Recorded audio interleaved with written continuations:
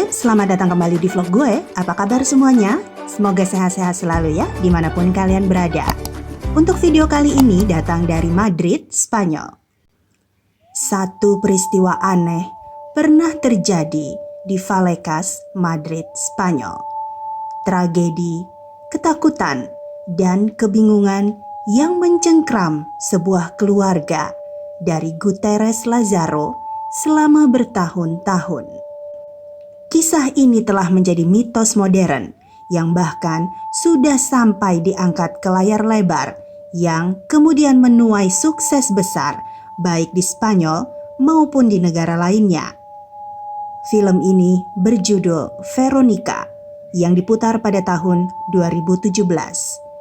Ada banyak versi tentang fenomena atau kejadian aneh yang telah terjadi pada keluarga itu dan diduga juga disaksikan oleh polisi.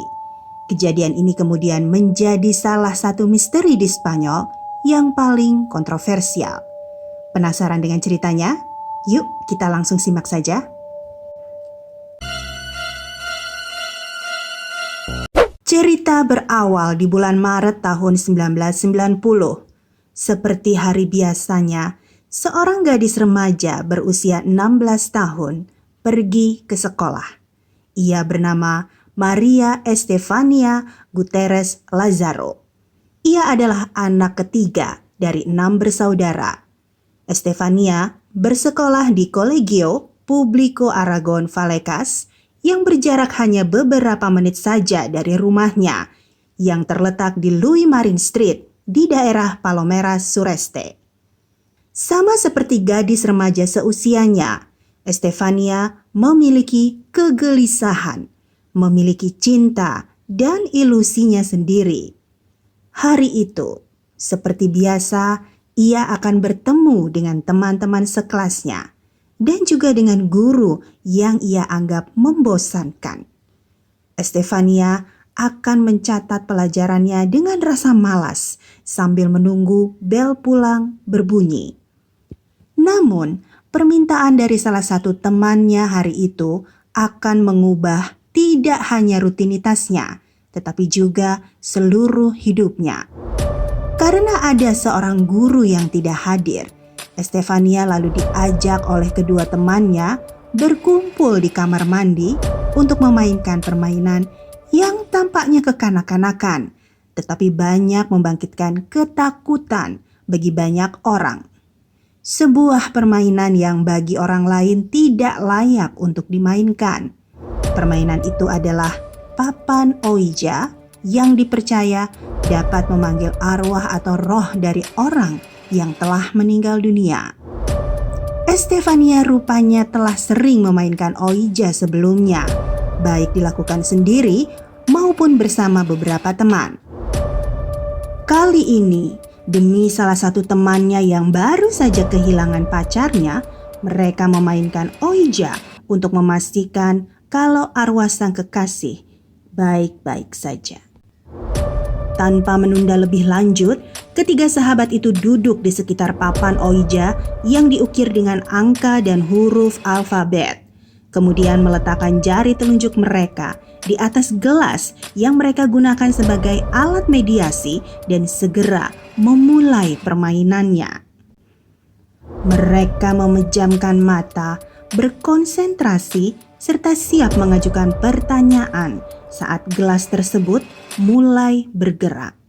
Sayangnya, suara berisik mengganggu mereka. Tak lama, seorang biarawati yang tak lain adalah guru mereka bernama Dolores Molina masuk ke kamar mandi dan menghentikan permainan mereka. Tanpa berpikir dua kali, Dolores langsung mengambil papan Ouija dari mereka dan memecahkannya, lalu memaksa mereka untuk kembali ke dalam kelas.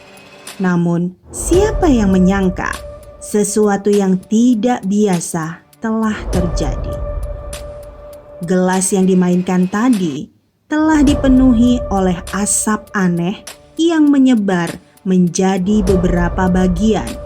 Asap aneh itu pun akhirnya masuk melalui lubang hidung Estefania. Semua temannya menyaksikan kejadian itu. Dan ini adalah saatnya mimpi buruk yang sebenarnya dimulai. Estefania tiba-tiba mengalami perubahan perilaku. Hubungan dengan keluarganya pun mulai memburuk secara signifikan. Sampai-sampai dia pernah mencoba menyerang saudara kandungnya dan juga orang tuanya secara fisik pada beberapa kesempatan. Ia menjadi sangat sensitif dan mudah marah. Perilaku aneh Estefania mulai muncul saat pengalaman aneh mengganggu tidurnya di malam hari. Karena menurut keluarganya, setelah hari itu di sekolah, Estefania tidak bisa lagi tidur nyenyak. Ia sering berhalusinasi dengan melihat sekelompok bayangan hitam berkumpul di sekitar tempat tidurnya dan membisikkan sesuatu padanya dengan mendesaknya untuk pergi bersama mereka. Dan terkadang ia pun kerasukan, lalu mengeluarkan suara parau seperti sedang mengoceh dalam bahasa yang tidak dipahami. Menurut ibunya, Estefania terkadang tidak bereaksi terhadap apapun selama 15 hingga 20 menit. Dia hanya tertawa, dan ketika ditanya apa yang terjadi kepadanya, Estefania akan bilang bahwa ia sempat berada di sebuah koridor panjang yang bagian bawahnya tertutup oleh kabut tebal dan banyak suara jahat memanggil dirinya. Seiring berjalannya waktu, gejala anehnya kian memburuk. Serangan kemarahan, kejang-kejang, dan tatapan ganas lebih sering terjadi pada Estefania. Bahkan, saudara perempuannya yang bernama Marianella yang satu kamar dengan Estefania mengaku suatu malam melihat saudara perempuannya tidur melayang di atas tempat tidur.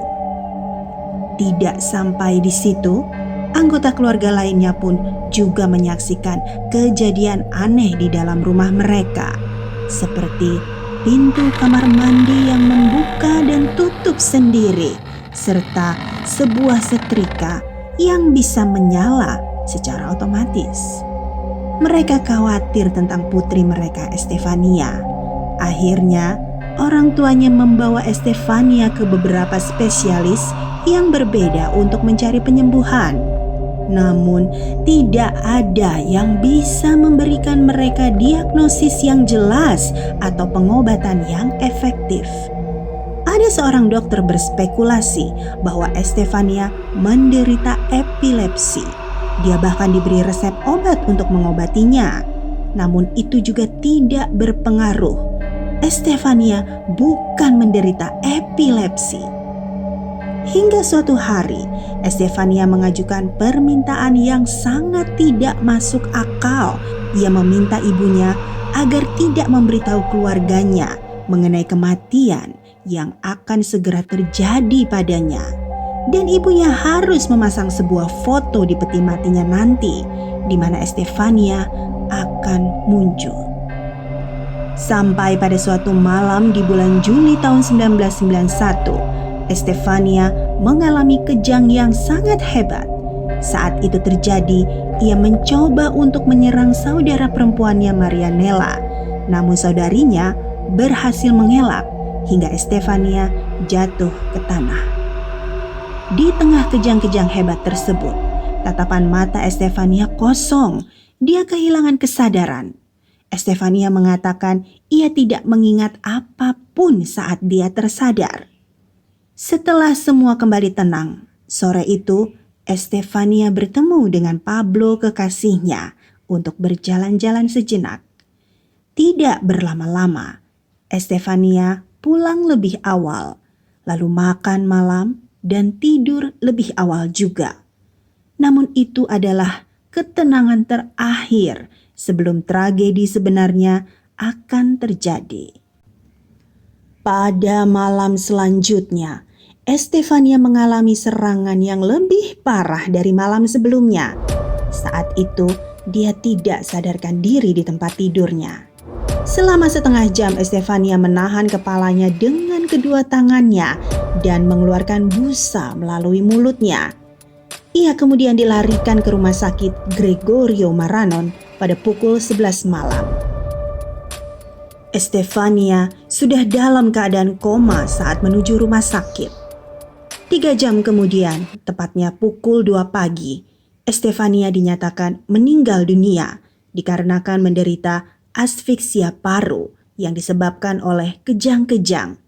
Sebuah diagnosis yang sangat aneh untuk gadis seusianya. Namun, drama tidak berakhir di situ, karena kejadian misterius yang terjadi dalam kehidupan Estefania mulai meningkat.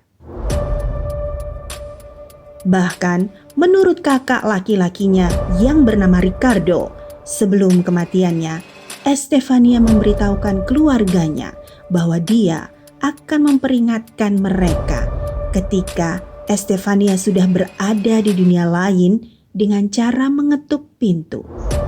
Coba tebak apa yang terjadi pada jam 2 pagi hari itu.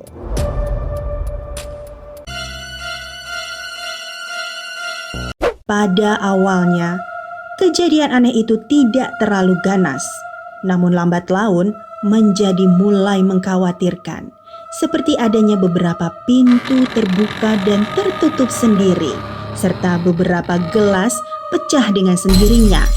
Dan yang paling meresahkan adalah tempat tidur Estefania tampak berantakan di pagi hari, seperti seseorang telah tidur di atasnya saat malam hari.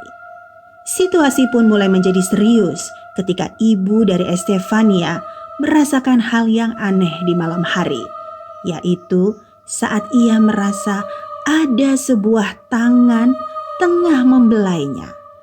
Dingin dan tidak menyenangkan.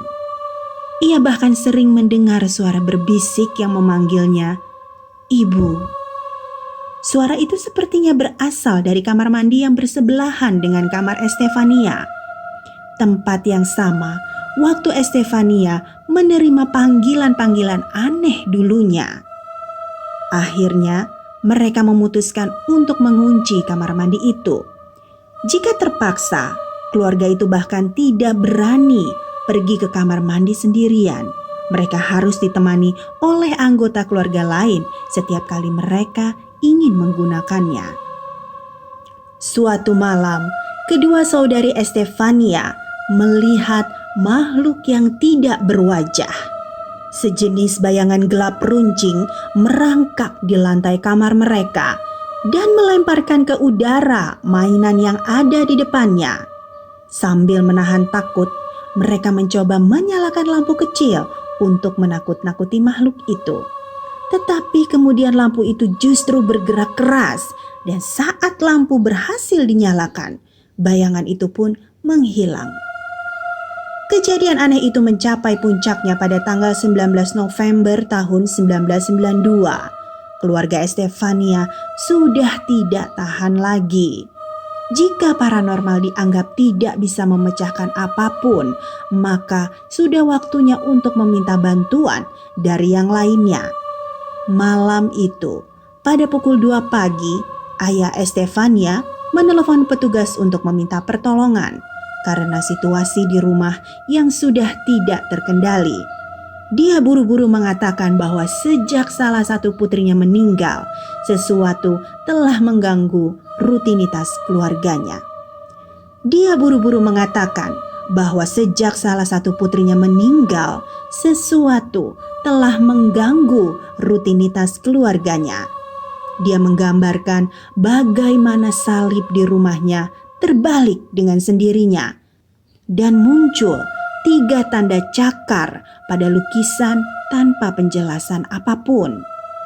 Karena tampaknya keluarga itu seperti dalam bahaya, maka polisi patroli pun dikirim ke rumah mereka.